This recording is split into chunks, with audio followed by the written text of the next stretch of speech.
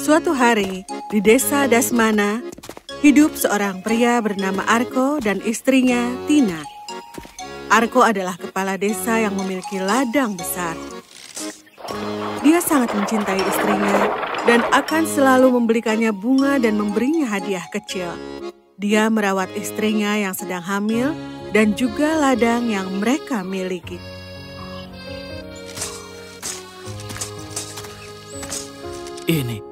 Ini untukmu, cintaku.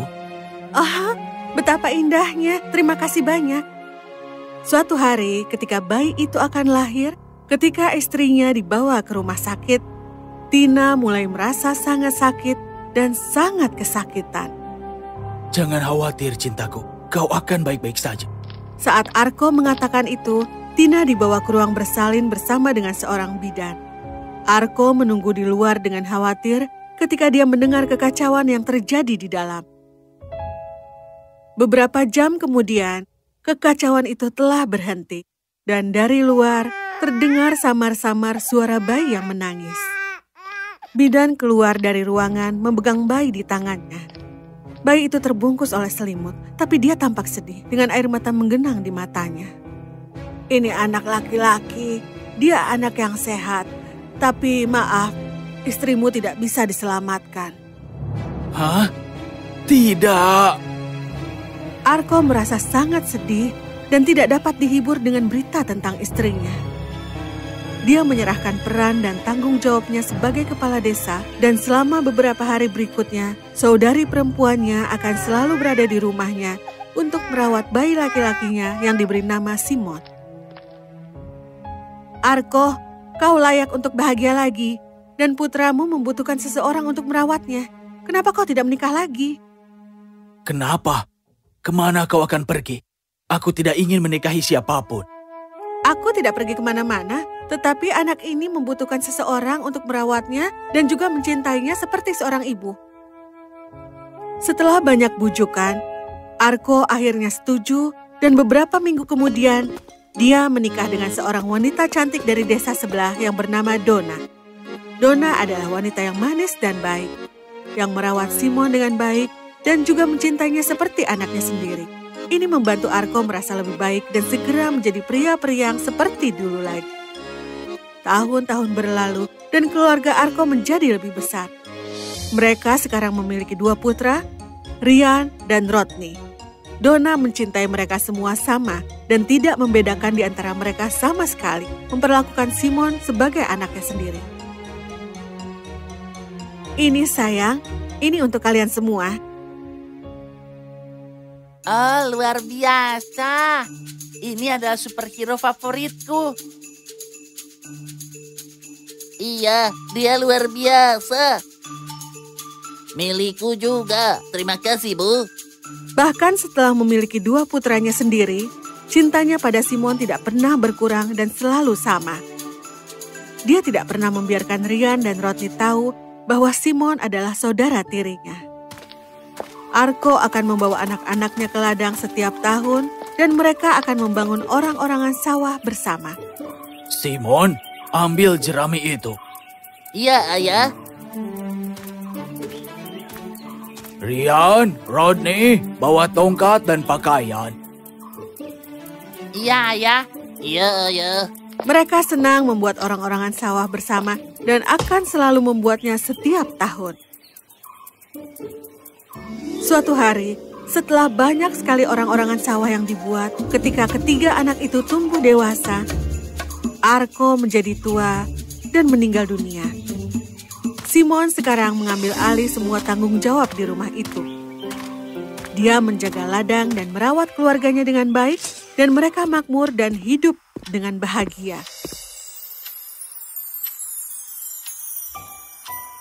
Ibu, ini adalah gaun baru untukmu. Terima kasih banyak, anakku. Dan ini, Ryan, sepasang sepatu bot yang kau selalu bicarakan. Oh, terima kasih, saudara. Ini luar biasa. Oh, dan Rod, aku punya sesuatu yang istimewa untukmu. Oh, wow. Ini adalah motor yang selalu aku inginkan. Terima kasih banyak, saudaraku. Ini membuat tetangga mereka sangat iri dan mereka memutuskan untuk membuat rencana. Lihatlah dia dengan seluruh ladangnya. Ya, aku punya cara agar kita bisa mengambil sebagian lahannya. Oh ya, apa itu? Kedua adik lelaki itu tidak tahu bahwa Simon adalah saudara tirinya. Kita bisa memberitahu mereka dan membuat mereka melawan. Begitu mereka mengeluarkannya, kita bisa mengambil alih tanah mereka. Maka kita akan menjadi kaya. Aku suka itu. Keesokan harinya, ketika Ryan dan Rodney hendak pergi ke pasar, kedua tetangga itu mendatangi mereka. Aku melihat bahwa saudara tirimu telah memberimu hadiah yang bagus. Apa? Apa maksudmu? Oh, kau tidak tahu? Dia adalah anak pertama ayahmu sebelum menikah dengan ibumu. Anak-anak itu terkejut dengan apa yang dikatakan oleh tetangga mereka. Tetangga itu juga mengatakan kepada mereka bahwa dengan Simon menangani semua tanggung jawab, Simon tidak akan pernah membiarkan mereka mewarisi bagian tanah mereka. Apakah kau tahu kenapa dia memberimu sepeda motor ini? Ya, apakah kau tahu? Kau tahu? Tidak.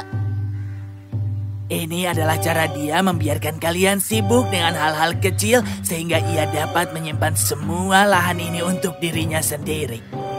Ya, dia sebenarnya bukan saudaramu. Dia hanyalah pria seraga yang egois. Tidak menyadari motif tetangga mereka, kedua bersaudara itu dibujuk terhadap Simon. Mereka menjadi lebih marah dari sebelumnya dan bertekad untuk memastikan mereka menyingkirkannya. Ayo, kita harus menyingkirkannya. Ayo kita beritahu ibu. Kedua anak laki-laki itu segera pulang dan menceritakan segalanya kepada ibu mereka. Ibunya terkejut mendengar apa yang mereka katakan. Jangan konyol, saudaramu itu tidak egois. Aku tidak ingin mendengar apapun. Entah ibu yang menyingkirkannya atau kami yang melakukannya. Kalian berdua tidak perlu menyingkirkan. Aku yang akan melakukan sesuatu.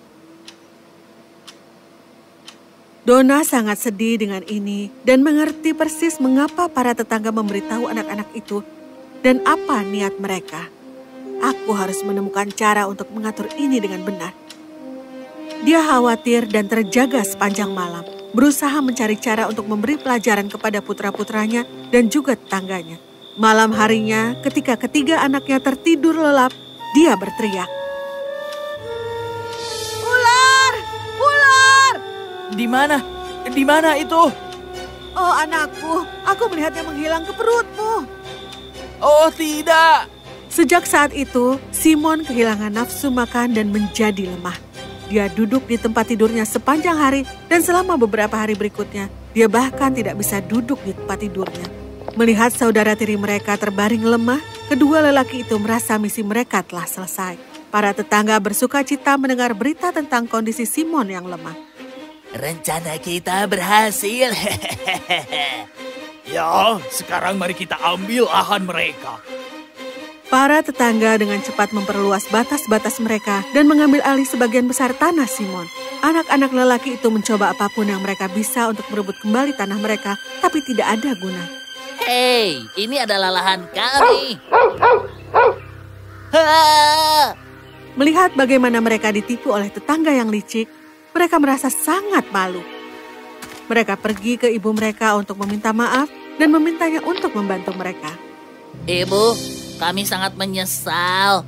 Kami menyadari kesalahan kami sekarang. Seharusnya kami tidak terlalu mementingkan kata-kata tetangga. Simon selalu menjadi saudara yang hebat dan selalu merawat kami dengan baik. Dan jika itu bukan untuk kita, dia akan baik-baik saja sekarang dan semua ini tidak akan terjadi. Tidak apa-apa anakku. Mari kita berharap semoga Simon cepat sembuh. Malam itu, ketika anak-anaknya tertidur nyenyak, dia berteriak. Ular! Ular! Saat itu, Simon menjawab dengan suara lemah lembut. Di mana? Di mana ibu melihatnya? Aku melihatnya keluar dari perutmu dan menghilang. Sejak hari itu dan seterusnya, kondisi Simon menjadi lebih baik. Dan dia segera mulai makan, lalu kemudian mulai berjalan. Suatu hari ketika dia pergi ke ladang, dia melihat bahwa tanah Simon diambil alih oleh para tetangga.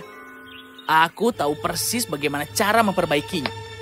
Simon lalu pergi ke kepala desa dan menjelaskan kepada kepala desa bagaimana dia jatuh sakit parah dan bahwa para tetangganya telah mengambil alih tanahnya. Melihat bahwa Simon sedang keluar dari rumahnya, para tetangga menjadi takut dan gemetar memikirkan apa yang akan Simon lakukan pada mereka.